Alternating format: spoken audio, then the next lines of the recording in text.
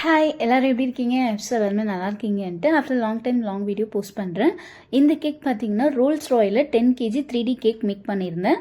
So அதை பற்றி தான் பார்க்க போகிறோம். முடிஞ்ச அளவுக்கு வீடியோ கவர் பண்ணியிருந்தேன்.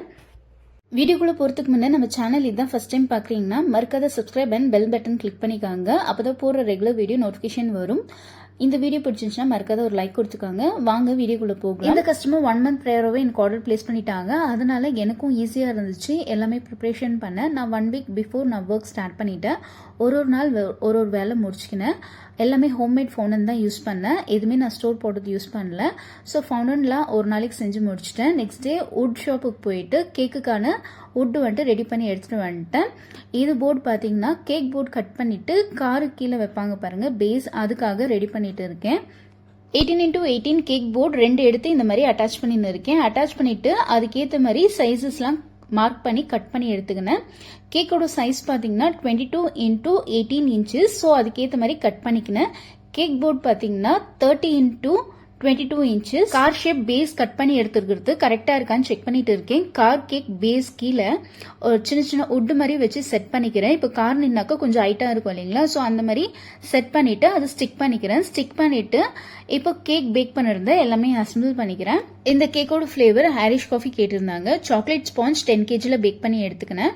1 day ப்ரையராக தான் நான் பேக் பண்ணேன். எல்லாமே ஃப்ரெஷ்ஷாக இருக்கணும்னு இருந்தனால 1 day ஃபுல் நான் 10 kg அளவுக்கு சாக்லேட் ஸ்பாஞ்ச் பேக் பண்ணி எடுத்துக்கினேன். அது இப்போ லேயரிங் பண்ணிட்டு இப்போ கேக் அசம்பிள் பண்ணிட்டு இருக்கேன். அண்ட் இதுக்கு யூஸ் பண்ணுற க்ரீம் பார்த்தீங்கன்னா விப் க்ரீம் கிடையாது, பட்டர் க்ரீம் தான் யூஸ் பண்ணியிருக்கோம். Irish coffee butter cream ready பண்ணிட்டு இப்போ ஸ்ப்ரெட் பண்ணி பட்டர் க்ரீம் கேக்குன்றதுனால லைட்டாக தான் சோக்கிங் கொடுக்கணும். நிறைய சோக்கிங் கொடுத்தா பட்டர் க்ரீம் ஸ்பேச்சுலா பேடில் ஒட்டி வரும் ஸ்ப்ரெட் பண்ணும் போது. அதே போல் இன்னொரு ரீசன், நிறைய சோக்கிங் கொடுத்தாக்கா ஏதாவது ஷேப் இல்லை கார் ஷேப் அந்த மாதிரி கொடுக்கும் போது நிறைய சோக்கிங் ஆயிடுச்சுனாக்கா கட் பண்ணும்போது நிறைய கட் ஆயிடும் ட்ரிம்மிங்கில். ஸோ அதனால தான் எப்பயுமே பார்த்து சோக்கிங் கொடுக்கணும். இந்த மாதிரி ஷேப்லாம் எடுத்துகிட்டு வரும்போது இதே போல தான் ஒரு லேயருமே அசம்பிள் பண்ணிட்டு வரலாம். அண்ட் நிறைய வீடியோவில் என்னால் ஃபோக்கஸ் பண்ண முடியல, வீடியோ எடுக்க முடியல. ஏன்னு கேட்டிங்கன்னா ஃபஸ்ட் டைம் இந்த கார் கேக் ஷேப் எடுத்துகிட்டு வர்றதுனால நான் வீடியோவில் அப்பப்போ வந்து ஆஃப் பண்ணின்னு ஆன் பண்ணின்னு இருந்தாக்கா எனக்கு மைண்ட் வந்துட்டு சரியாக ஒர்க் ஆகாததுனால நான் வீடியோவில் நிறைய கான்சன்ட்ரேட் பண்ணல. ஸோ வீடியோ ஆஃப் பண்ணிட்டு தான் நான் எல்லாமே பண்ணிட்டு இருந்தேன். எனக்கா ரொம்ப ஹெக்டிக்காக தான் போச்சு, டைம் பத்தலை எனக்கு.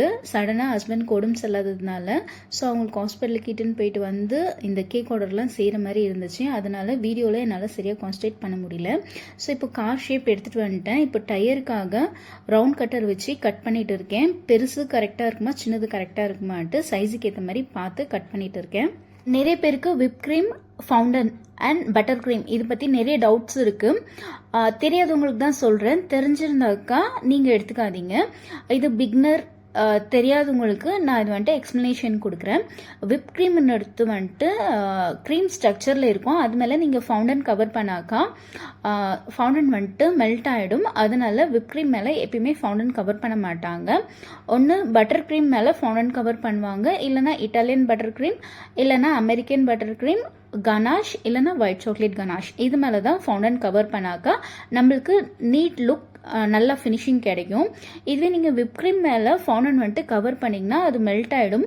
விப் க்ரீம் கேக்குன்னு எடுத்து ஃப்ரிட்ஜில் வச்சு ஒண்டி தான் நம்ம ஸ்டோர் பண்ணுவோம். இதுவே ஃபவுண்டன் கேக்னாக்கா நீங்கள் ஃப்ரிட்ஜ்லேயே ஸ்டோர் பண்ணக்கூடாது. ஏன்னா பட்டர் க்ரீம் இருக்கும், அது மேலே ஃபவுண்டன் கவர் பண்ணாக்கா அந்த பட்டர் க்ரீமை வந்துட்டு நீங்கள் ஃப்ரிட்ஜில் வச்சிங்கன்னா பட்டர் க்ரீம் வந்துட்டு ஹார்ட் ஆகிடும், ஃபவுண்டனுமே ஹார்ட் ஆகிடும். ஒன்ஸ் நீங்கள் கேக்லாம் ரெடி ஆகிட்டு ட்ராவல் அப்போ எடுத்துன்னு போயிட்டு டெலிவரி பண்ணும்போது ஃபவுண்டன் எல்லாம் மெல்ட் ஆகிடும். ஏன்னா டெம்பரேச்சர் அவுட் ஆகும் இல்லைங்களா ஃப்ரிட்ஜ்லேருந்து எடுத்து நீங்கள் ட்ராவல் பண்ணும்போது. அது வந்துட்டு சுகர் பேஸ்ட், அது வந்துட்டு உங்களுக்கு மெல்ட் ஆக ஆரம்பிச்சிடும். ஸோ இதுதான் ஃபவுண்டன் கேக்குமே விப் க்ரீமுக்கு இருக்கிற டிஃபரன்ஸ். இப்போ பட்டர் க்ரீம் வச்சு க்ரம் கோட் ஃபுல்லாகவே ஃபினிஷ் பண்ணிட்டேன். ஃபைனல் கோட்க்கு ஒயிட் சாக்லேட் கனாஷ் யூஸ் பண்ணி அதுவுமே ஃபுல்லாகவே கவர் பண்ணி முடிச்சிட்டேன். இது வந்துட்டு ரொம்ப பெரிய கேக் ஃப்ரிட்ஜில் வச்சு செட் பண்ண முடியாதுன்னு எடுத்தனால ஓவர் நைட் நான் பட்டர் க்ரீமை வந்துட்டு க்ரம் கோட் கொடுத்துட்டு ஃபேன் காற்றுல ஆற விட்டுட்டு மார்னிங் வந்துட்டு ஒயிட் சாக்லேட் கனாஷில் வந்துட்டு ஃபைனல் கோட் கொடுத்துட்டு ஃபவுண்டன் வச்சு இப்போ மேலே கவர் பண்ணிட்டு இருக்கேன். ஃபஸ்ட்டு பிளாக் கலர் ஃபவுண்டன் வந்துட்டு மேலே கவர் பண்ணிக்கிறேன். விண்டோக்காக கவர் பண்ணிட்டு அந்த சைடெல்லாம் மெஷர் பண்ணி கட் பண்ணிக்கிறேன். சடனாக ஹஸ்பண்ட் உடம்பு சரியில்லாததுனால என்னால் டைம் வந்துட்டு மேனேஜ் பண்ண முடியல. டைம் ரொம்பவே கன்ஜஸ்டடாக இருந்துச்சு, ரொம்பவே ஹெக்டிக்காக தான் போச்சு. என்னால் ஃபவுண்டன் தேய்க்க முடியல. ஆனால் ஹஸ்பண்ட் வீட்டில் இருந்ததுனால அவங்க தான் தேய்ச்சி கொடுத்தாங்க. ஃபவுண்டன் வந்துட்டு கொஞ்சம் ஹார்டாக இருந்துச்சு, ரொம்ப ஸ்ட்ரென்த் போட்டு தேய்க்கணும். ஸோ என்னால் முடிஞ்ச அளவுக்கு தான் வீடியோ எடுத்தேன். அவங்க தேய்ச்சி கொடுக்க நான் மேலே வந்துட்டு ஃபவுண்டன் கவர் பண்ண ஆரம்பித்தேன். இப்போ ஃபவுண்டன் ஃபுல்லாகவே கவர் பண்ணிட்டேன். கஸ்டமர் பார்த்தீங்கன்னா ஒயிட் கலர் கார் தான் கேட்டிருந்தாங்க. ஸோ அதுக்கேற்ற மாதிரி ஒயிட் கலர் ஃபவுண்டன் ஃபுல்லாகவே கவர் பண்ணிட்டேன். ஃபர்ஸ்ட் விண்டோக்காக கவர் பண்ணுவேன் இல்லைங்களா, பிளாக் கலர் ஃபவுண்டன், அதுக்கேற்ற மாதிரி விண்டோஸ், சைட் விண்டோஸ்லாம் நான் வந்துட்டு மெஷரிங் ஸ்கேல் வச்சு கட் பண்ணிட்டு இருக்கேன். நிறைய பேர் இந்த கார் ஷேப் எப்படி பண்ணீங்கன்னு கேட்டிருந்தீங்க. கூகுளில் ரோல்ஸ் ராய் கார் வந்துட்டு ஸ்டெம்சில்ஸ் ஜெராக்ஸ் மாதிரி எடுத்துக்கினேன். பிளஸ் கஸ்டமர் வந்துட்டு எனக்கு ஒரு டெமோ கார் வந்துட்டு சின்னதாக ஆர்டர் பண்ணி கொடுத்துருந்தாங்க ரோல்ஸ் ராய். இது ரெண்டுமே வச்சு தான் நான் இந்த கார் ஷேப் எடுத்துட்டு வந்தேன். கஸ்டமர் ரொம்ப தெளிவாக சொல்லியிருந்தாங்க, கார் ஷேப்ல இருக்கணும், டயர் கொண்டு எனக்கு நீட் ஃபினிஷிங்ல வேணும்னு கேட்டிருந்தாங்க. ஆல்ரெடி இவங்க நிறைய பேர்கிட்ட கார் ஷேப் கொடுத்து அவங்க சரியா பண்ணி கொடுக்கல, எனக்கு டிசப்பாயின்மெண்ட் தான் இருந்துச்சு. அதனால நீங்க பண்ணி கொடுங்க மேடம் நீட்டான்னு சொல்லியிருந்தாங்க. ஸோ அவங்களுக்கு டிசப்பாயிண்ட் ஆகாத மாதிரி நானும் நீட்டா பண்ணி கொடுக்குறேன்னு சொல்லியிருந்தேன்.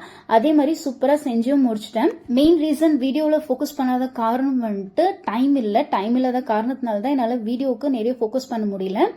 பிளஸ் இந்த கார் ஷேப் எடுத்துட்டு வரது ஒரு வேலைனாக்கா அதோட டீட்டெயிலிங் இருக்கு பாருங்க, அதோட பெரிய வேலை. ஒன்னொன்னுமே பார்த்து பண்ற மாதிரி இருந்துச்சு. ரொம்ப பொறுமையும் பேஷன்ஸும் தேவை. உண்மையாவே 2 நைட் தூங்கல. நான் 2 நைட் தூங்காதான் இந்த கார் கேக் ஃபினிஷ் பண்ணி முடிச்சேன். பெரிய டாஸ்க் கம்ப்ளீட் பண்ணி முடிச்சுட்டு வெனுக்குமே எடுத்துட்டு போயிட்டு ரீச் பண்ணிட்டோம். அண்ட் கஸ்டமர் வந்துட்டு ரொம்பவே ஹாப்பி ஆயிட்டாங்க.